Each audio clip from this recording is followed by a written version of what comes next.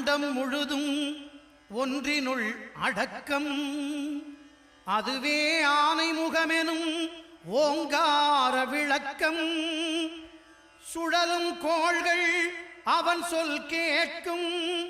அவனை தொழுதால் போதும் நல்லதே நடக்கும். ஆனைமுகனை தொழுதால் நவக்கிரகங்களும் மகிழும். நல்லதே நடக்கும், நல்லதே